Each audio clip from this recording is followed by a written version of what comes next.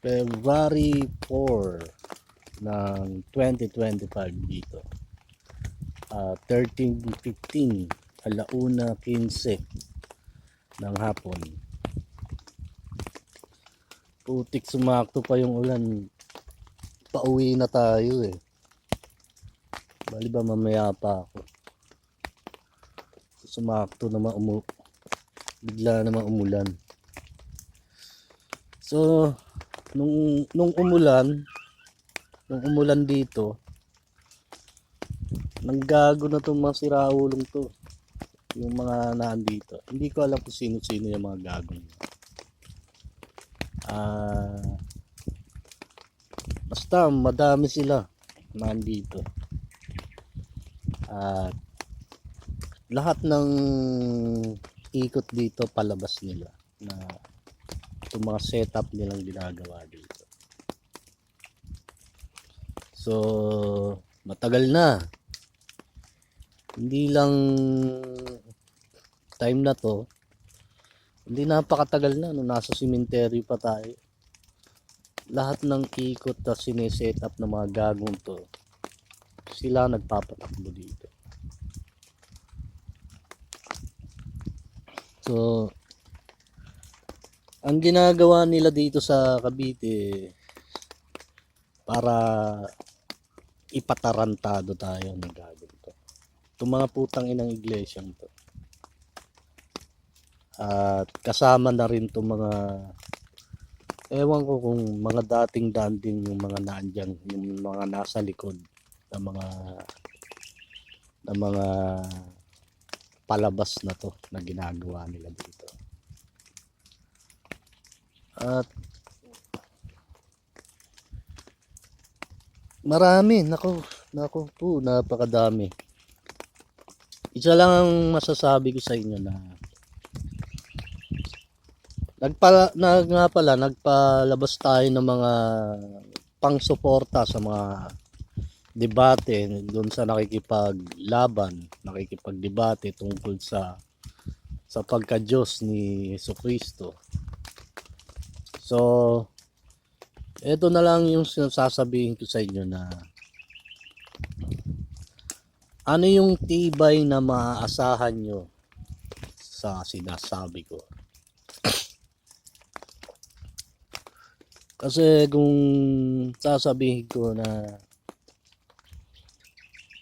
wala bang maaasahan dun sa sinasabi ko sa lahat ng mga sinabi ni Jan tungkol sa kapangyarihan at impluwensya na maaaring makuha sana ng Pilipinas.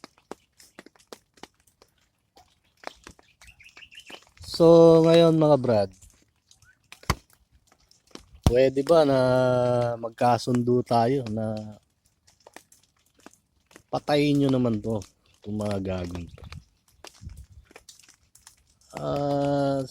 Kasi para sa inyo, isa bang biro? Kasi pinagtatawanan ako ng mga siraulong to eh. Dito nga sa ginagawa nilang palabas dito. So isa ba tong biro na meron tayong totoong kapangyarihan at impluwensya na ginawa ko para dito sa bansa? Totoo bang meron tayong ganun? So kung totoo yung sinasabi kong yun, pwede bang patayin nyo tong mga siraulong to? Itong mga gagong to na bumababoy sa pagkatao ko dito. Hindi naman mahirap siguro yun, di ba? Na isang taong gumawa ng kapangyarihan dito sa bansa na kahit sinong ponsyong presidente dito, na kahit sinong nakaupo dito,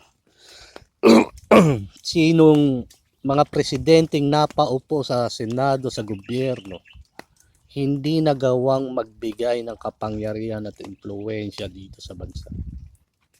Sino ang nagbigay ng kapangyarihan at impluwensya dito sa bansa? Pwede ba papatayin nyo to? tong mga siraulong to. Pakadali lang naman nun, di ba? Kasi isa bang biro sa inyo to? Ito bang sinasabi ko sa inyo? Nakakatawa ba tong sinasabi ko sa inyo? May nakakatawa ba sa sinasabi ko dito? Totoo ba yung sinasabi ko? Kasi kung para sa bayan, para sa bansa, ang kapangyarihan at impluensya na to, bakit ako ipapatarantado dito? Bakit ako gagawing katatawanan ng mga gagong to? Binababoy nila ang pagkatao ko para ipalabas sa publiko na isa tayong ipinapatarantado o isang gago dito. Nakakuha nyo? Pwede ba? Request ko lang. Pakibaril. Pakibaril na lang. Kasi napakadali. Nakasabi ko sa inyo. Nakikita ako nito mga ABS-CBN, mga GMA7, hindi ko alam, hindi ako sigurado. Mga taga Radyo 5. Halos magkakadikit kasi yan eh. Magkaaway man sila sa network, pero yung iba dyan, magkakasama dyan. Yung mga nagtatrabaho sa bawat network na yan, yung iba dyan magkakasama. Nakakatawa ba itong sinasabi ko rito? Na tayo ay kayang magbigay ng kapangyarihan at impluensya dito sa bansa. Pinapupunta na yung presidente dun sa Amerika. May pag-uusapan daw sila. Hindi ko alam kung ano yun. Tapos gagawin tayong katatawanan ng mga gagong to. Nako po, 'di ba? Gagawin tayong siraulo ng mga gagong to.